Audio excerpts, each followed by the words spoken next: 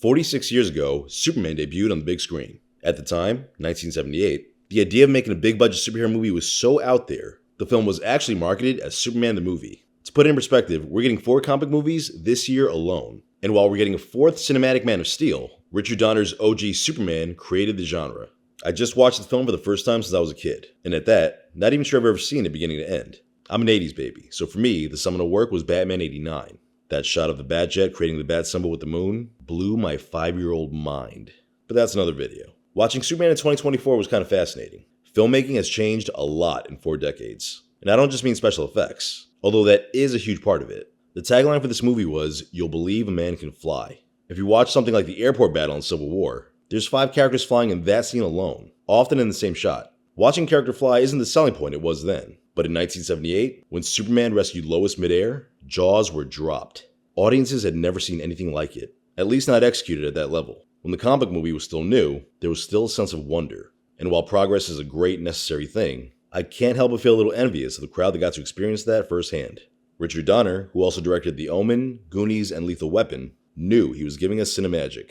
There's a 5-minute sequence where Superman takes Lois flying. It's straight up glamour shots of the effect, and POVs above the Statue of Liberty. Just pure vicarious fantasy. It doesn't hurt that these dreamy images are scored by the GOAT, John Williams. Lois is us in this moment. Wide-eyed, ear-to-ear smile, taking it all in. But could you get away with that kind of wholesomeness today? CGI has been a blockbuster staple for 30 plus years now. We've seen it all. We've become jaded and cynical. Watching Lois soar above the clouds, modern audiences might question how well she can breathe in that atmosphere. If she'd get hypothermia. In contrast, think of the scene where Spider-Man swings through the city with MJ in Far From Home. Her hair is flying all over the place and she keeps shutting her eyes. Unless you're an adrenaline junkie, it's understandably terrifying. That was a movie that at least acknowledged the laws of physics. Not to say moviegoers in the late 70s didn't have questions, but they might have been more willing to suspend disbelief for the sake of the ride. Because for the first time ever, they were watching a man fly. And that man was played iconically by Christopher Reeve. Let's talk about the Clark Kent scenes for a second. Watching him at the Daily Planet, I couldn't help but think of that monologue from Kill Bill Volume 2. When David Carradine says Clark, the alter ego, is Superman's critique on the whole human race. Even though the character of Bill is referencing the comics at that moment, I feel Tarantino was thinking of this film when writing it. Clark lays it on thick. He's basically a nerdier Steve Urkel, if possible. But what's fascinating is he never breaks character. Even when no one else is around, he's still pretending to be awkward and timid. Clark is method acting on a Daniel Day-Lewis level, which, when you're only disguised as a pair of glasses, makes sense. You want to give the sense of, no fucking way. Couldn't be this guy. But to be clear, it's a performance. We find that out when Superman has his interview/first date with Lois. That's when he becomes Man of Steel your girl. While the majority of the film has an all-shucks tone, this scene, out of nowhere, gets super horny. Lois asks Superman how big he is, immediately realizes the Freudian slip, and asks how tall he is. She then asks if his bodily functions are normal. He begs her pardon. The question hangs there for a second. The most pregnant of pregnant pauses. A pause that, let's be honest, probably got knocked out by Superman. Goddamn stud.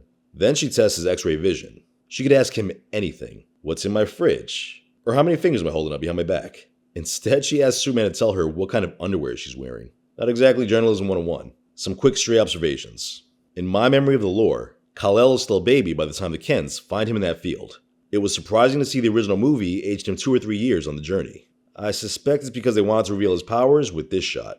Can't say I blame him. It's a cool reveal. There's some truly beautiful shots of the Smallville farm. Look at that shit. It's like a painting. So when Superman says he's here for truth, justice, and the American way, you get it. Look at the slice of Americana he was raised in. Although, full disclosure, it was shot in Canada. Clark might be the most interesting nature versus nurture case of all time. Would he have championed these values if he had a different, darker childhood? Matthew Vaughn recently said he wants to direct a Superman Red Sun movie with Henry Cavill. While the odds of that film getting made are highly unlikely, it would be interesting to watch the alternate timeline where Kal-El landed in Mother Russia. Pa Kent's death seems to be a canon event in Superman lore. It's usually a heart attack. Sometimes he waits 5 minutes to get sucked up by a twister. But die he does. He's kind of like Uncle Ben without the famous line. Speaking of lines, was amazed how Marlon Brando repeatedly pronounced his home planet as Krypton. His paycheck at the time famously broke records. Did Donner never yell cut and correct him? Or was Brando just being a difficult diva and refusing to say it the right way? If the error was consistent, it at least makes sense for the world of the film. But later on, Superman pronounces it the right way, Krypton. Even though we see his younger self learn the word from his dead dad's AI crystals. Speaking of, the movie tells us that Clark spent 12 years in the Fortress of Solitude. 12 years. By himself. here. He must have super patience to go along with that super strength, because that would drive anyone else insane. I understand he's technically an alien and made from different stock, but the film shows us just how human he is before that. Teenage Clark crushes on a girl, gets frustrated when he can't show off his talent on the football field. We're told he's human in every way other than his heightened abilities. That's why it's a mindfuck he enters the Fortress of Solitude when he's 18, and leaves a 30-year-old man. Those 12 years represented as a trippy space montage. And Brando's Jor-El summarizes the Kryptonian curriculum Clark has to catch up on. But this gap isn't just random storytelling. It serves a purpose. At one point, Jor-El tells Clark, "They can be a great people, Kal-El. They wish to be. They only lack the light to show the way. For this reason above all, their capacity for good. I've sent them you, my only son." Superman, at least cinematically, is a very obvious Christ metaphor. In the Bible, Jesus suddenly goes from 12 to 30, the age when he starts performing miracles. Clark may not be 12, but he arrives at the Fortress of Solitude straight out of high school. By the time Jor-El is done explaining his Kryptonian education, Clark is a grown-ass man with new duds, and he flies back to civilization, ready to perform miracles in Metropolis. We see the same connection made in the Snyderverse several times, which is funny because Superman was actually created by two Jewish kids as a Moses allegory. Where that biblical figure started out as a baby in the reeds with a great destiny, Kal-El was swaddled up and put in an earthbound spaceship. And finally, I can't end this video without talking about the most what the fuck ending of all time. Lex Luthor deploys two missiles in opposite directions. He conveniently explains to the audience that not even Superman is fast enough to stop both. Nolan would later do a similar thing in Dark Knight, when Joker makes Batman choose between saving Harvey Dent and Rachel. Superman stops one missile while the other causes devastation that results in Lois' death.